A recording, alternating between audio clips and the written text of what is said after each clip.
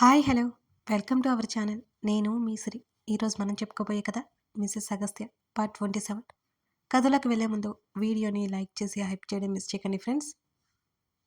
నేను చాలాసేపటి వరకు గింజుకుంటూనే ఉన్నాను, కానీ అక్కడ ఉన్నది ఎవరు? అగస్త్య చక్రవర్తి కదా. అసలు వదలలేదు. ఇన్ని రోజులు సైలెంట్గా ఉంటే నిజంగానే శ్రీరామచంద్రుడు అనుకున్నా. అస్సలు కాదు, కొంటె కృష్ణుడు. కాసేపటికి ముద్దుల్లో మునిగిపోయాను నేను.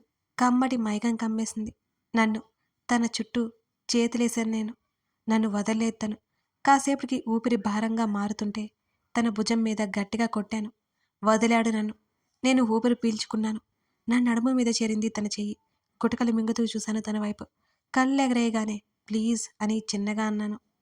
నా చెవి దగ్గరికి వచ్చి డౌట్ పడకు, నేను ఏక పత్నివ్రతుడినే అని నా చెవి దగ్గర చిరుముద్దు ఇచ్చాడు. పెదవులు విచ్చుకున్నాయి. పరవశంగా కళ్ళు మూసేశా. తన వెచ్చటి ఊపిరి నా హృదయాన్ని తాకుతుంటే ఇంకా గట్టిగా కళ్ళు మూసుకున్నాను. నా టీషర్ట్ కిందకి లాగి హృదయం మీద వెచ్చటి ముద్దులు గుప్పిస్తుంటే తన్ని గట్టిగా పట్టేసుకున్నాను. బేబీ, కంట్రోల్ అవ్వలేకపోతున్నాను అని తను అనగానే ఉలిక్కిపాటుగా చూశాను నేను తన వైపు. ఏం చేద్దాం చెప్పు, నా కంఠం మీద ముద్దులు గుప్పిస్తూ అన్నాడు. ప్లీజ్ అని కంగారుగా అన్నాను. నువ్వు నన్ను ఊరికే ఉండనిస్తున్నావా బేబీ అని అడిగాడు. ఇంకేం అని నసిగాను. ఏంటి అన్నాడు నా చేతివేళ్లను తన చేతివేళ్లతో బంధిస్తూ. ఇంకోసారి ఇంకేం చెయ్యను, నిన్ను డిస్టర్బ్ చేయను అని మెల్లిగా చెప్పాను నేను తనకి. గుడ్ గర్ల్ అంటూ ఓ మధురమైన ముద్దిచ్చి నా మీద నుంచి పైకి లేచాడు అగస్త్య. చుప్గా లేచి కూర్చున్నాను. నేను అలాగే తల వంచుకుని కూర్చుంటే తన పెదవుల మీద చిన్న నవ్వు. ఓయ్ సెనోరిటా అంటూ నా గడ్డం కింద చేతిని పెట్టాడు తల పైకి ఎత్తుతూ. తన కళ్ళల్లోకి చూడలేక టక్కున తలదించుకున్నాను. డిన్నర్ ప్రిపేర్ చేద్దాం పదా. కుక్ చేయలేదా? లేదులే, ఇవాళ నేను ప్రిపేర్ చేస్తాను అంటూ ల్యాప్టాప్ షట్ డౌన్ చేసి పక్కన పెట్టాడు అగస్త్య. 2 చేతులతో తీసుకుని కిచెన్లోకి తీసుకెళ్లాడు. తన మీద వాలిపోయి గప్చుప్గా తనని హత్తుకున్నట్టు కళ్ళు మూసుకున్నాను. కిచెన్ రాగానే గట్టు మీద కూర్చోబెట్టాడు తను. ఏం చేయమంటావు చెప్పు అని అడిగాడు. ఏదైనా ఓకే. ఇప్పటి వరకు క్రిష్ తెచ్చినంత మేసాను కాబట్టి నాకు అంత ఆకలిగా లేదు. నీకోసం ఏదైనా చేద్దాం అన్నాను. అందుకే ఈవినింగ్ టైంలో అలాంటి చెత్త తినొద్దు అనేది. అబ్బా సర్లే గాని చెప్పు, ఏం చేద్దాం అని అడిగాను. చపాతి? నాకోకే అని చప్పట్లు కొట్టాను నేను. తను పిండి తీసి బౌల్లో వేయగానే నీరసంగా మారిపోయిన నా ఫేస్ చూసి ఏమైంది అంటూ కళ్ళు ఎగరేశాడు అగస్త్య. పిండి కలపాలి అంటే నాకు మహా చిరాకు తెలుసా అని ముఖం వేలాడి తీసుకొని చెప్పాను. నా వైపు అదోలా చూశాడు. అంటే నేను ఇప్పుడు చపాతీలు చేసుకునే దాన్ని, అవి వంకర టింకరగా వచ్చేవి, నాకు పిండి కలపడం కష్టమని బయట తెచ్చుకునేదాన్ని అని క్లియర్గా వివరిస్తూ చెప్పాను. ఆ బయట ఫుడ్ తిని ఇలా తయారయ్యావు అని అన్నాడు అగస్త్య. ఆ మాటకి నవ్వాను.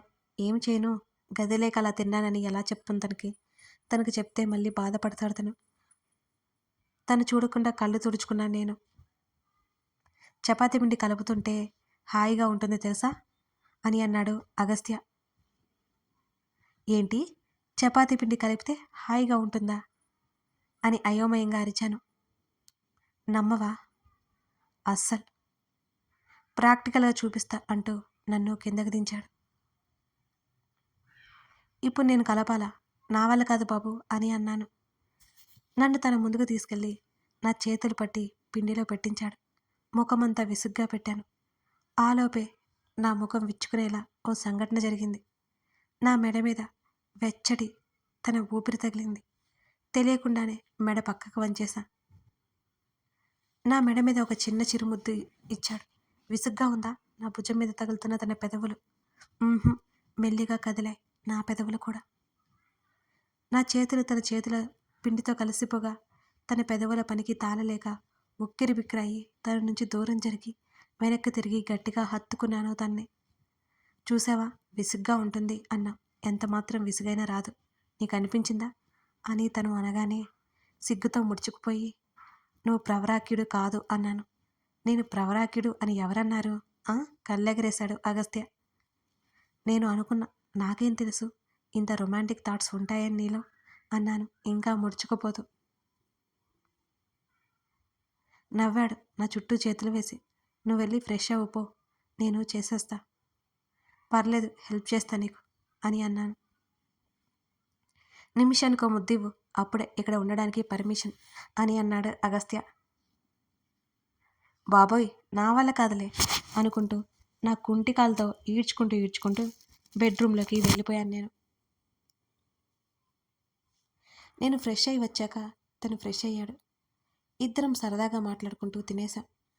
తను కాగిరిలో హాయిగా నిద్రపోయా. ఈరోజు జరిగినవి మర్చిపోతూ. తర్వాత రోజు జరిగే అనర్థాన్ని ఎలా ఆపాలో తెలిసి ఉంటే అప్పుడు అంత ప్రశాంతంగా ఉండేదాన్న కాదేమో. నేను ఉదయాన్నే నిద్ర లేచేటప్పటికి తన డ్రెస్సింగ్ టేబుల్ ముందు రెడీ అవుతూ కనిపించాడు అగస్త్య. గుడ్ మార్నింగ్ రావణ్ అంటూ లేచి పల్లికిలించాను. నా వైపు ఒకసారి చూసి తన పని తను చేసుకుంటున్నాడు తను. ఓయ్ అంటూ చేతులు చాపాను నవ్వుతూ. చేసిన ఓవరాక్షన్ చాలే గాని లే అని అన్నాడు చివరికి టై సెట్ చేసుకుంటూ. నువ్వు నన్ను ఇన్సల్ట్ చేస్తున్నావు అన్నాను మూతి ముడిచి. ఏమనుకున్నాడో ఏమో నా దగ్గరికి వచ్చి నన్ను చేతుల్లోకి తీసుకున్నాడు అగస్త్య. ఎక్కడికి అని అడిగాను అయోమయంగా చూస్తూ. పద షవర్ బాత్ చేద్దాం అని తను అనగానే వామ్మో వద్దు వద్దు, నన్ను ముందు కిందకి దించు అని గట్టిగా అరిచాను. ఏం అవసరం లేదు, ఇప్పుడు నాకు నీతో షవర్ బాత్ చేయాలని ఉంది అంటూ నా చెంప మీద ముద్దు పెట్టుకున్నాడు. ఇవన్నీ ఏమి వద్దు, మన పెళ్ళి అయ్యాకే అన్నాను ఏడుపు మొహం పెట్టి. ఓహో కుదరదు నాకు ఇప్పుడే అంటూ నా చెవిలో గొనిగాడు. తను చెప్పిన విషయానికి ఒకవైపు సిగ్గు, మరోవైపు కంగారు, మరోవైపు భయం ముంచుకొచ్చాయి. ప్లీజ్ ప్లీజ్ ప్లీజ్ వద్దు అన్నాను. తను నిజంగానే బాత్రూమ్ డోర్ దగ్గరికి తీసుకొచ్చేశాడు. డోర్ ఓపెన్ చేయి అని అన్నాడు. ఇంకోసారి బుద్ధుంటే నిన్ను కదిలించను, నన్ను వదిలే ప్లీజ్ తనని వేడుకుంటూ చెప్పాను నేను. మెల్లిగా నన్ను కిందకి దించి, అసలే తిక్కలో ఉన్నాను, కదిలించకు, క్రిష్ వస్తాడు, ఫోన్ లేదు కదా నీ దగ్గర అంటూ డ్రెస్సింగ్ టేబుల్ దగ్గరికి వెళ్ళి మరో ఫోన్ తీసి బయటకు తీశాడు. నా వల్ల 2 ఫోన్లు చచ్చిపోయాయి. బాధగా మారిపోయింది నా మనసు. ఇప్పుడు నేనేం చేశాను అని నా మీద అరుస్తున్నావు అని అరిచాను నేను వెనక నుంచి. ఓవర్ యాక్షన్ అన్నాడు సింపుల్ లైన్లో చెప్తూ. నా ప్రేమ నీకు ఓవర్ యాక్షన్ లాగా కనబడుతుంది కదా, I hate you, I really hate you అని గట్టిగా అరిచాను నేను. తను ఎందుకో నవ్వాడు. నాకు అర్థం కాలేదు ఆ నవ్వే ఎందుకో. బాయ్, మేడీ వాళ్ళు నీకు తోడుగా ఉంటుంది, త్వరగా తినేసి రెస్ట్ తీసుకో అని చెప్పి వెళ్ళిపోతుంటే, నేను హేట్ యూ చెప్పాను నీకు, వినిపించడం లేదా అని అడిగాను. నేను అరుస్తున్నా సరే వినకుండా వెళ్ళిపోయాడు రాక్షసుడు. నన్ను అవాయిడ్ చేస్తాడా? చెప్తాను నీ పని. శ్రీద ఇక్కడ నాతో మామూలుగా ఉండదు. మార్నింగ్ ఓ ముద్దు ఇచ్చి హాయిగా వెళ్ళిపోవచ్చు కదా. పొగరు నిజంగానే తెగ ఓవర్ యాక్షన్ చేస్తున్నాడు. చెప్తా నీ పని. ఓ గాడ్, ఒక చీర తెచ్చుకోవాల్సింది. ఈ ప్రవరాక్యుడిని ఆట ఆడించేదాన్ని. ఇప్పుడు నాకు చీర ఎలా వస్తుందని బాగా ఆలోచించి ఉన్నాడుగా మా బకరా, వాడిని తీసుకుని షాపింగ్కి పోవాలి.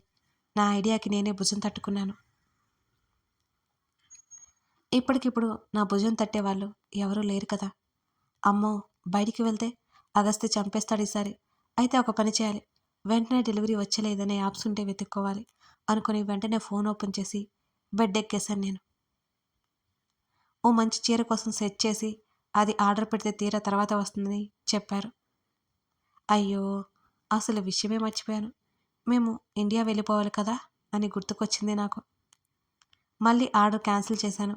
కడుపులో ఆకలి కేకలి మొదలవగానే వెంటనే ఫ్రెష్ అయ్యి హాల్లోకి వచ్చాను. మా మెయిడ్ చేసిన ఇండియా వంట తినేసి త్రేన్పుకుంటూ సోఫాలో సెటిల్ అయ్యి డాడీకి కాల్ చేశాను. డాడీ ఎందుకో నా మీద బెంగగా ఉన్నారని అర్థమైంది డాడీ మాటల్లోనే నాకు. సాయంత్రమే బయలుదేరుతున్నానని డాడీకి చెప్పి కుదుటపరిచాను. డాడీ నడవాలంటే వెంటనే సర్జరీ చేస్తాము, దానికి డాడీ అనుకూలంగా ఉన్నారు అని చెప్పారు డాక్టర్స్. అమ్మయ్య, ఇక డాడీకి క్యూర్ అయిపోతే నాకే దిగులు ఉండదు అనిపించింది నాకు. బట్ మా ఆస్తిని కాజేసిన రామ్‌ని ఏం చేయాలో తెలియలేదు. నా ప్రవరాఖ్యుడు ఈ పాటికి చుక్కలు చూపించే ఉంటాడని నాకు తెలుసు.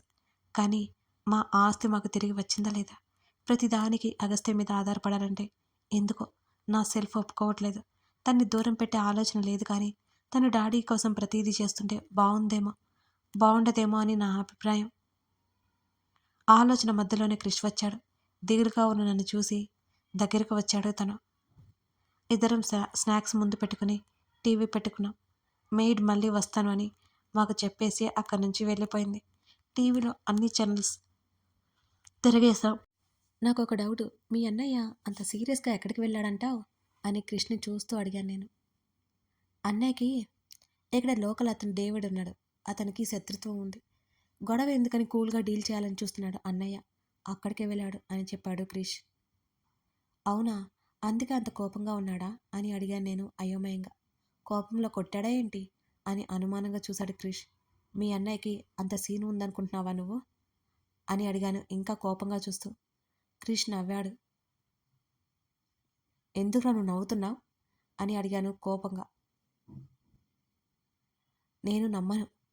మా అన్నయ్యకి కోపమొస్తే అది మామూలుగా ఉండదు. గులాబ్ జామున్ చేస్తాడు. నిజం చెప్పు. ఇప్పటి వరకు మా అన్నయ్య నిన్ను ఎప్పుడూ కొట్టలేదా? అని క్యూరియాసిటీతో అడిగాడు క్రిష్. ఒరేయ్ వెధవన్నర వెధవ! నాతో ఏం మాట్లాడుతున్నావో నీకు అర్థమవుతుందారా? వదినరా నేను నీకు. మా అన్నయ్య కొట్టాడా అంటావేంట్రా? అని కోపంగా క్రిష్ జుట్టు పట్టుకున్నాను నేను. రానా? షాక్ అయిపోతూ చూశాడు క్రిష్ జుట్టు విడిపించుకుంటూ. నా ఒరిజినాలిటీ అంటే ఇదే. ఇంతకీ ఆ డేవిడ్ గురించి బ్రీఫ్గా నాకు చెప్పు అని ఆర్డర్ వేశాను క్రిష్కి. వాడిక్కడ లోకల్ రౌడీ నుంచి గ్యాంగ్స్టర్గా ఎదిగాడు. పొలిటికల్ లీడర్స్తో పరిచయం ఉంది. మాఫియా సైడ్ కూడా సంబంధాలున్నాయని తెలుసు. అన్నయ్య న్యూగా స్టార్ట్ చేసిన కంపెనీ కబ్జా చేయాలని చూశాడు.